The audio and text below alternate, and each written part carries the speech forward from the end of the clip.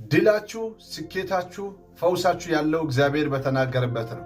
ለእናንተ መልካም መስሎ በታየበት ሁሉም ቦታ ላይ ስኬት ድልና ፈውስ አይገኝም። ፈውሳችሁ ድላችሁ ሁሉ ነገራችሁ ያለው እግዚአብሔር በተናገረበት ቦታ ላይ ነው። ለዚህ ማስረጃ ይሆን ዘንድ በሁለተኛ ነገሥት ምዕራፍ 5 ላይ ኒዕማን የሚባል የሶርያ ንጉሥ የሰራዊት አለቃ ነበር። ለምጻም ሰው ነበር። ከለምጹ መፈወስ ይፈልጋል። ፈውስን ማግኘት የሚችለው በነቢዩ ኤልሳ ወይም በእስራኤል አገር ካለው ከነቢዩ ኤልሳ ወይም በሱ ጸሎት አማካኝነት መፈወስ እንደሚችል በቤቱ ከሚታገለግለው ከባሪያይቱ ይሰማል። ይህን በሰማ ጊዜ ወደ ኤልሳ መጣ። ወደ ኤልሳ ሲመጣ ኤልሳ አንድ ነገር ተናገረው። ሂድና በዮርዳኖስ 7 ጊዜ ብቅ ጥልቅ ብለህ ታጠብ፣ ከዛ በኋላስ ትፈወሳለህ፣ ከለምጽ ትድናለህ አለው። ከዛ በኋላ ተቆጣ። እንዴት እንደዚህ ይለኛል? እጁን ጭኖ እኮ የሚፈውስ መስሎኝ ነበር። አሁን በመልእክተኛ እንደዚህ አይነት ነገር ይናገራል?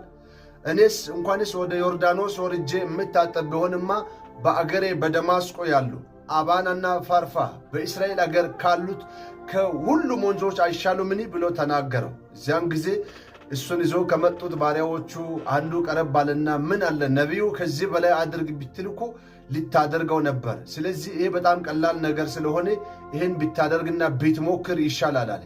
እሺ ለማንኛውም ብሎ ሄደ። ወደ ዮርዳኖስም ገባ። 7 ጊዜ ብቅ ጥልቅ አለ። ከዛ በኋላስ ተፈወሰ፣ ከለምጹም ነፃ ሆነ። ምገርማችሁ ነገር ልንገራችሁ። እሱ የተማመነው አባናና ፈርፋን ነበር። ነገር ግን ፈውሱ ያለው በዮርዳኖስ ነው። ዛሬ መልእክቴ እንደዚህ የሚል ነው። እግዚአብሔር በተናገራችሁበት ቦታ ላይ ነው ፈውሳችሁ ያለው። ከእግዚአብሔር በሰማችሁት ቦታ ላይ ነው ድላችሁ ያለው። እግዚአብሔር ባልተናገረበት እናንተ መልካም መስሎ በታየ ቦታ ላይ ምንም አይነት ነገር የለም። ምናልባት ለጊዜው መልካም ሊመስላችሁ ይችላል። የደላችሁ የሆነ ነገራችሁ የተመቻቸ ምናልባት ሊመስላችሁ ይችላል። እዛ ቦታ ላይ ስኬት የለም። ስኬታችሁ ያለው እግዚአብሔር ባስታጠቋችሁ እግዚአብሔር በተናገራችሁ ቦታ ላይ ነው። ከዚህ ሰዓት ጀምሮ ሊጸልይላችሁ እግዚአብሔር ከተናገራችሁ ቦታ ጋር ተገናኙ። ከፈውሳችሁ ጋር ተገናኙ። ከድላችሁ ጋር ተገናኙ። ከስኬታችሁ ጋር ተገናኙ። ምናልባት እግዚአብሔር የተናገረው ቦታ ለጊዜው መራር ሊሆን ይችላል። የደፈረሰ እንደ ዮርዳኖስ የማይረባ መስሎ ሊታያችሁ ይችላል።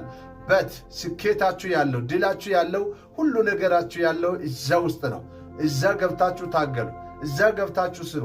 እግዚአብሔር በተናገረበት ዋጋ ክፈሉ። ታሸንፋላችሁ። ጋብሌሲዩ። ይህም መልእክት ከወደዳችሁ ኮፒ ሊንክ ሼር ያደረጋችሁ ዲዩት ያደረጋችሁ በዩቱብ ካገኛችሁ ሳብስክራይብ በማድረግ ቤተሰብ ሁኑ። እግዚአብሔር ይባረካችሁ።